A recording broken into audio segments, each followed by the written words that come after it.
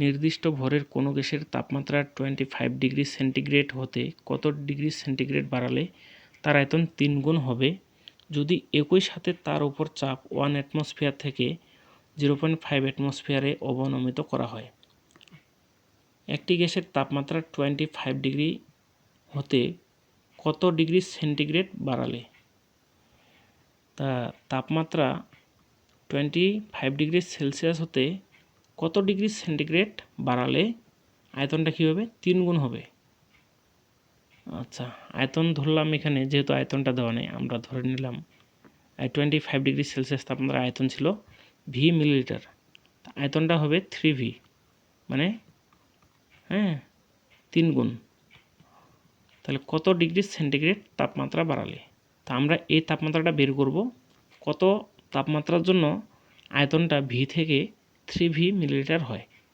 এই মানটা থেকে এই তাপমাত্রা থেকে এই তাপমাত্রা বিয়োগ করলেই আমরা কতটুকু তাপমাত্রা বাড়ছে সেটা বের করতে পারবো। তা একই সাথে দেওয়া আছে এই গ্যাসটার প্রাথমিক চাপ 1 অ্যাটমসফিয়ার এবং আমরা যদি আয়তনটা 3 গুণ বাড়াই দিই তাহলে চাপটা এখানে হবে 0.5 অ্যাটমসফিয়ার চাপে।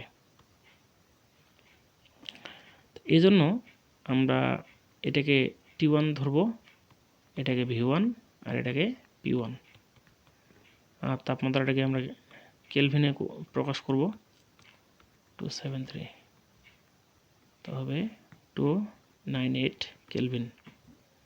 আচ্ছা, আমরা প্রথমে এখানে T2 equal what are V2 বের করব, V2 3V হবে 3 গুণ, আর এটা হচ্ছে P2। আমরা জানি P1 V1 ভাগ T1 ইকুয়াল P2 V2 ভাগ T2। আমরা T2 বের করব, T2 ইকুয়াল কী হবে T1 P2 V2 ভাগ কী হবে P1 ভাগ P1 ইন্টু V1। আমরা যদি মানগুলো বসিয়ে দিই, T1 এর মান 298 কেলভিন, আর P2 এর মান 0.5 অ্যাটমসফিয়ার, V2 এর মান 3V, আর P1 এর মান 1 অ্যাটমসফিয়ার এবং V1 এর মান V মিলিলিটার। ঠিক আছে, তা আমরা এখানে উপর নিচে VV কেটে দেব, তাহলে অ্যান্সারটা আসবে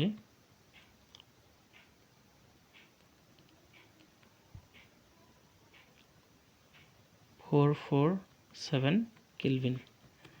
আমরা যদি এটাকে ডিগ্রি সেলসিয়াসে প্রকাশ করি তাহলে 447 মাইনাস 273 174 ডিগ্রি সেলসিয়াস। অতএব তাপমাত্রা বাড়াতে হবে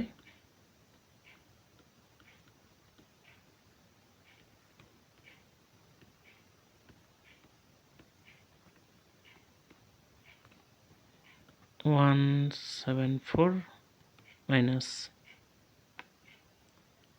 25 ডিগ্রি সেন্টিগ্রেড, 149 ডিগ্রি সেন্টিগ্রেড বাড়াতে হবে।